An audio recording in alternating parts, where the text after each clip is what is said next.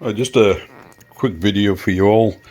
So back to the subject of 16 color printing on the S1 Max.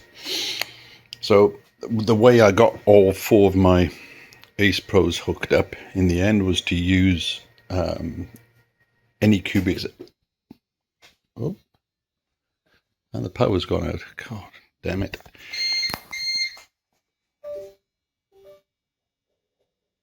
And of course the one thing that's, well, thankfully it wasn't printing. All right. Guess we'll wait till the generator kicks in.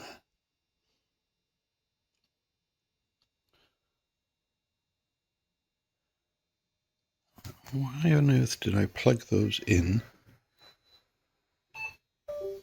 to that? Okay, power's back and power's off again. Yeah. Right, everything flickering and going on and off. Right, so where was I? Oh yeah. Don't let that distract me. So 16 color printed on the S1 Max with the 4 units. So what I originally did was to connect to the back. Anycubic supplied 2 8-port hubs, and then you can download from their wiki. There's a link for this hub joiner, and the hubs basically,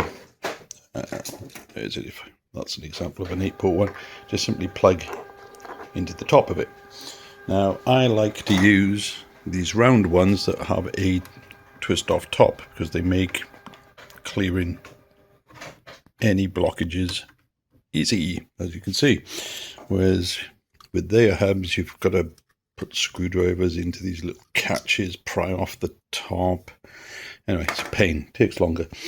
So I wanted to use those same, they're actually 9-port hubs on that hub joiner. The only downside is because of the way these are designed with that big wide round top, if you try and put 2 of them in side by side at the top, they interfere with each other because they're too wide. I can show you here. If you put these things side by side, you end up with a big different distance between where the bottom of the hub's going to be. So I went on to TinkerCAD and took the original hub, which is available online, and just extended it, so you can see the difference in height there. I cut the middle section out from here and just expanded it and then rejoined everything back together. So the result now is that you can put one of these here, and then with that long stem, the other one can go beside it, and they've got space to live quite happily side by side. And that was a better solution than what I had to do, which was I'd printed 2 of these, so that went in to the machine. Then I had one of these and then another one coming out the side as well, so one hub down at the side and then one into the second hub adapter at the top, which gave it a massive retraction distance there, and caused plenty of time then for something to gum up because you had to pass through 2 of these. You know, you got 2 angled holes for the filament to come through, so a chance that it could catch on something inside or gum up.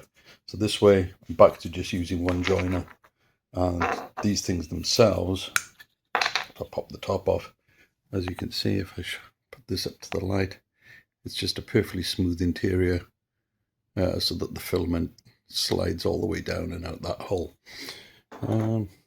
So I haven't obviously fitted it yet. I'm still using my bodge job that requires 2 of these, but should I get a jam, I'll be switching over to this one. Right, folks, I'm going to upload a file on MakerWorld that's going to have the small hub, the extended one, and this piece, so you'll have everything together that you'll need if you want to go this route on your S1 Max with 16 colors.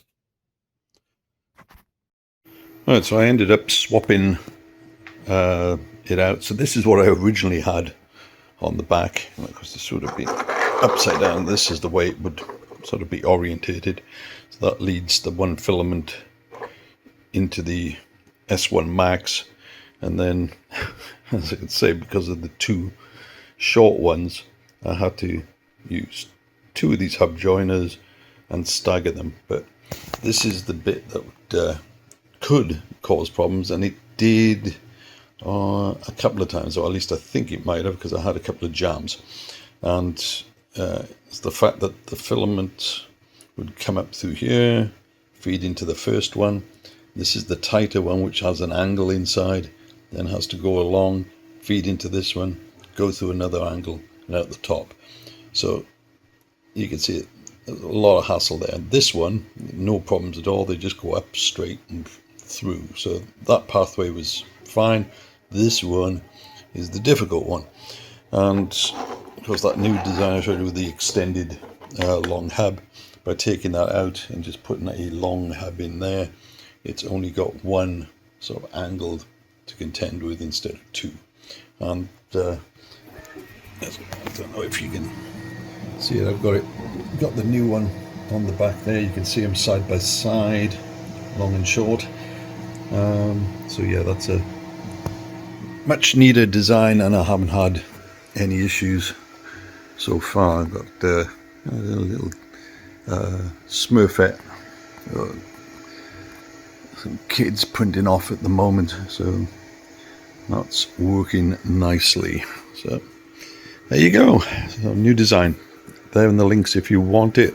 I've put everything together, so if you download the link, you'll get Anycubic's hub joiner, you'll get the short and long versions of these with the caps, and there's a few other bits and bobs thrown in there to make life easy for you if you need printable collates and catches and such like.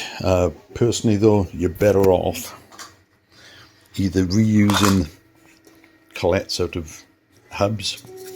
You know, you can prize these out and reuse them, pop them into these things, or just get on, you know, eBay, Amazon or whatever, and for just a couple of bucks you can get a complete case full of collates and those plastic clamps, and these are better quality than the ones that you print, believe me. So there you go, folks. Have fun.